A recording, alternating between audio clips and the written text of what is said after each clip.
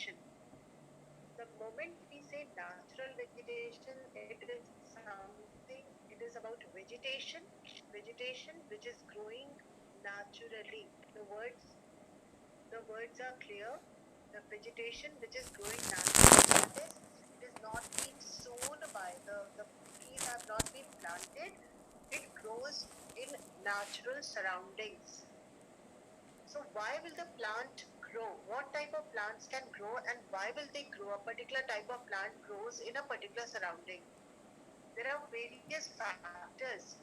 But before that, you already have the definitions of what is known as a forest, and it is written clearly that a forest is a community of plants that includes shrubs, scrubs, climbers, ground cover, trees, etc. All together. I'm very sure whenever I say forest, you can imagine what a forest is. It is an assemblage, that is, a collection of various types of trees found in one region. The trees can be short, can be tall, can be of various heights. Along with the trees, there are climbers, there are ground vegetation which grows on the soil, and all these things together are called as forests. So, after that, what is a forest? We have discussed. So, why do a typical type of forest grow in a particular area? Yeah, like if I say, I'm just asking you a question. Uh, have you heard about evergreen trees? Heard about evergreen trees? By the name itself, can you tell me what can these trees be? They never shed their leaves throughout the year. Right, they remain evergreen. That means they have, it's not that they don't shed their leaves, but they have different times of shedding their leaves in such a manner that they remain or they appear to be green throughout the year. And it, where do these forests occur? Evergreen forests. Where can you we find them? It's basically in those areas where rainfall is throughout the year, almost throughout the year, or the rainfall is plenty. Either it is throughout the year, like if we talk about the equatorial region, you must have heard about equatorial region. The type of forest that grow there is called tropical or equatorial evergreen forests, and it is due to high temperature and plenty of rainfall that too almost throughout the year that the trees do not shed their leaves. Another word which is important for you to know here is deciduous. Do you know the meaning of deciduous? I hope all of you are listening when I'm asking this question. Even if one person is answering, you should know the answer. What do you understand by deciduous? Anyone of you, please raise your hand and give the answer. Raise your hand first. If no question, if no answer, then I'll give the answer. Deciduous are called in Hindi or in Sanskrit, we call them as Parnapati. Parn matlab, yes, Sakiba, you have the answer? Sakiba. Yes, Sakiba, ma'am. do you know the answer? Yes, ma'am. Yes, deciduous. What are they? Ma'am, they shed their leaves to retain their moisture. What they shed their leaves. They shed their Yes, leaves ma'am. at least once in a year to retain Yes, moisture, sir. or to, Yes, sir. they not to retain moisture, also to stop transpiration, because they shed their leaves because the leaves are the uh, aerial parts of the plants from where transpiration occurs. Yes, where does the transpiration occur from? Transpiration occurs from the leaves. Leaves. Surface of leaves. Right. So when the, you you know about the stomata, you must have done it in bio. So Yes, ma'am. the leaves have the stomata. So if there will be no leaves, the transpiration will also not be there. And that is why there are certain forests which are found in areas where the rainfall is moderate. In fact, they receive rainfall only once in a year or twice, for 3-4 months in a year. And also, they have moderate rainfall between 100 centimeters, 120 centimeters, that's all. So this type of rainfall, when they have, the trees have to shed their leaves to secure their moisture for during the summer season or during the dry periods. Okay. So all these things which we had to, there are many more things we have to discuss today.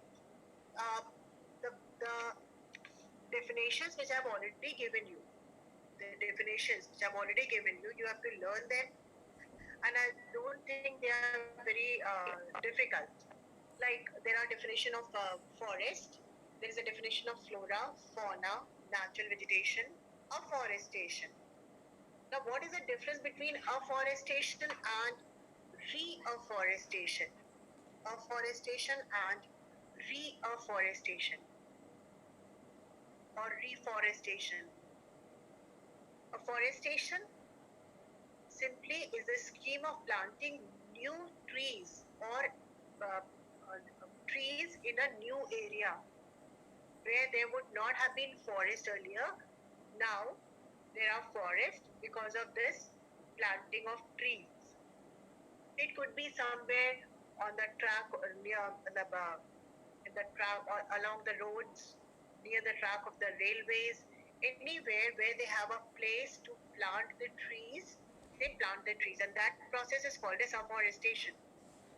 Whereas reforestation is the process in which the trees are planted in those areas where they had been earlier, but now they have been cut due to deforestation. So once the trees are cut, for every felled means cut tree, two or maybe more than two trees are planted in the same area. That is called as reforestation or reafforestation. We have a definition of Van Mahotsav. Van Mahotsav was started in 1950 by Mr. Kanayalal Munshi, and he started it in the first week of July. Every year it is continued. In the first week of July every year, it is a festival of Van Mahotsav in which thousands and lakhs of trees are planted at places where they can be. So, this is called as Van Mahotsav. Once again, in 1950, this had started, this festival of planting trees, and it is celebrated in the first week of July. This first week of July has been chosen all over the country to celebrate this Van Mahotsav because this is the season when mostly all the places in India, almost all the places in India receive rainfall. And that is why if there will be enough of rainfall at the time of the plantation of the trees, they will grow. If you plant it at a time when there will be no rainfall, then some of the trees may die, or you have to take extra care of those trees. So here it is celebrated in this month. There is culture. It is written that it is a science of cultivating trees for sustainable yield. What does it mean? It means that sometimes the trees, like there is a requirement for building material, trees which is required for building material or for some other industrial purposes. Now, in place of cutting forest or cutting trees from the forest, there is a scientific way of planting such type of trees like eucalyptus or poplar or teak or any type of tree which is required by the industries and by the building for the building construction.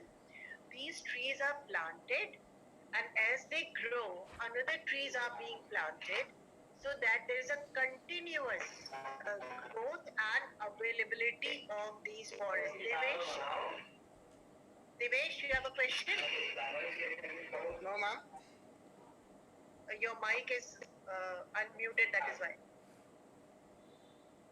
Okay. I hope you have understood the terms silviculture. So once again, silviculture means planting of the trees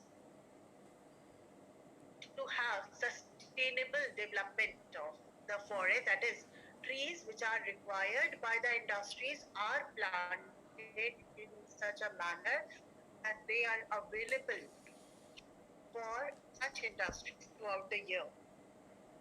Now, another thing that you have written in your notes is about the importance of forest.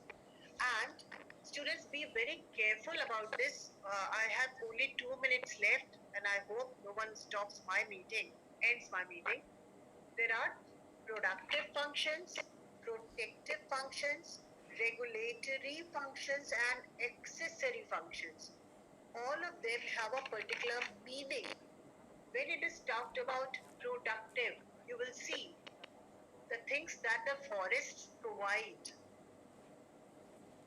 all the things that the forest provide, it comes under the productive function. What do they produce? They produce wood, they produce leaves, they produce, and with the wood and leaves and fruits and herbs and grass, they produce so many things, and all those things are being provided to human beings. So they become the productive function of the forest. Next is protective functions. That means, how do the forests protect the environment?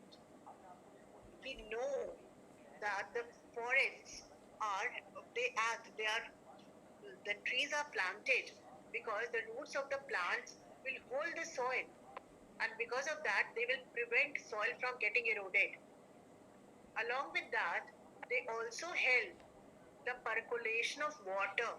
If there will be root trees, they will hold the, not only hold the soil together, they will also allow water to be percolated so that the underground level of water can be maintained. And also, they protect the soil from getting eroded in another manner, that the decayed plant and the leaves and the fruits that fall, the leaves, the flowers that fall on the ground, all these add to the fertility of the soil. So they become the protective functions of the forest. Another one is regulatory.